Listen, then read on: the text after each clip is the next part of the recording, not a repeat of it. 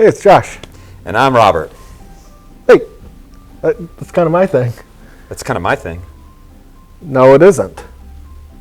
No, it isn't. Stop it! And this is another awkward conversation. With Robert and Josh. He's pointing at you again. I did that. So how have you been? Very good. No Very one good. cares. Oh. No one cares. They just want the content, man. They come for the content. I thought they cared about my personal well-being mostly. Could be. Well, then what do you want to talk about today? I'd like to discuss something that occurred to me when I was working with a customer that came in recently, and that individual had a metal clarinet. Okay. They wanted quite a bit of work done to, and during the course of the conversation with this individual, they had the opinion that the metal clarinet was superior to all other forms of clarinet, and why don't they just make only metal clarinets now? All right. And well, I don't have an opinion that needs to be on this video, but maybe some of you in the comments might have something you want to say about that. Seems to be what that forum's for. But it got me thinking about the experience of and the phenomenon of vintage instruments and owning them, and then how that compares to the experience of owning a modern instrument. Right. Yeah, because we still have a lot of players today who want to play those old instruments. Maybe they have like an artist or a certain recording that is near and dear to them that was recorded on a specific older model, and they think that now has become like the classic instrument that you need to play. Right. Whether it's like a sound quality or a feeling that they're kind of chasing. Right, and I think that's actually two things.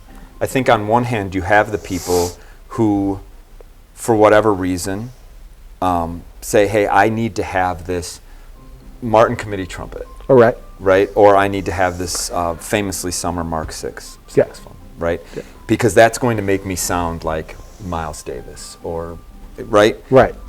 In the case of the trumpet, anyway. I don't know, like that's a difficult discussion, right? Because Miles Davis probably sounds a lot like Miles Davis regardless of what trumpet he's playing on. Correct. Right? But you could put some of that down to the instrument, and that's so subjective that... Right. Right? But the feeling that someone gets when they play a vintage instrument, that connection to a period of time, or that connection to an artist, or just to a thing, is very real. That's very real, yes. That it's a very personal thing when you're a musician. And having that connection to your instrument can certainly make a difference in your playing. And this may be a thing for another day, but that is the connection that musicians have with their instruments. I think it's more rare for someone to not care about their equipment. Yeah. Right? Than for someone to have like this deep personal relationship with it. Yeah, usually it's too much. Right. But the ownership experience then, if we go back, so the ownership experience of having that vintage instrument, though, is complicated. Right. Right? There was a time in my life where I was really into older cars.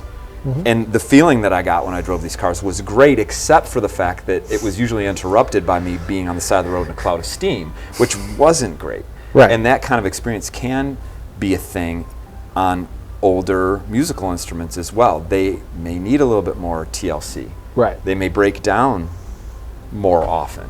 Right. The price for repairs may be more, just because, I mean, if you look at the case of the Mark VI, like it's been a lifetime since they've manufactured those. Right.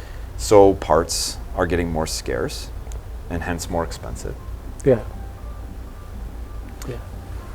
So, I guess for like the majority of players, or it really just depends on the person. Mm-hmm. You know, is it worth dealing with that hassle of those extra repairs if you're a horn being in the shop more often, just to kind of chase that feeling? Mm-hmm. And to some people, it might be. Now, when it comes to playability, I think this is somewhat, it can be subjective. Yeah. Right? But maybe somewhat less so, because, and this is obviously just an opinion, but yeah, it is a fact that manufacturers spend countless amounts of dollars, yen, yuan, euros, pounds. Right. Crypto. Bitcoin. Developing instruments and improving upon them and finding ways for them to perform better under your hands and potentially have a broader dynamic range, let's say, compared to an instrument of a previous age. Right. Right? Does it make them better? Depends on who you ask. Right. Like, maybe. Maybe. Certainly, I think in terms of just physically playing the instrument, the more modern instrument is most likely going to be a better experience. A little better action, valves and slide action's not as sloppy. You have that older instrument; those are issues that are going to start creeping up. Yep. So, and I would come back maybe as we wrap this up. I would come back to the idea of why you're interested in that vintage instrument. sure. And if you take into consideration, one thing that happens often that we see, I think you would agree, is that people assume in order to get a sound, they have an artist who they revere. Let's say an individual has an artist who they revere. Right. And they want to create or recreate the sound of that artist. Yeah. They feel that if they play on that artist's instrument, that will give them the sound. Right. And I don't know. Probably not. I mean, don't we think that it might be that artist that creates the sound? Certainly, mouthpiece, reed ligature, whatever the software is, and then the instrument Right. contributes for sure. Even how it was recorded can make a 100%. difference, right? And does make a difference, right? So maybe chasing that is, you're not going to, potentially not going to be satisfied if that's what you're chasing by buying that instrument. Right. But if you're chasing the feeling that it gives you, or the connection to the instrument, or you just sound good, Right. good on that instrument, Right. then it potentially be the right one for you. For sure. In the end, though, who sure. makes that decision? The player. Or you. You. So, what's your take on all of this? Vintage instruments? How do you feel about them? Plenty of room in the comments. It's what the internet's for. Has unlimited space.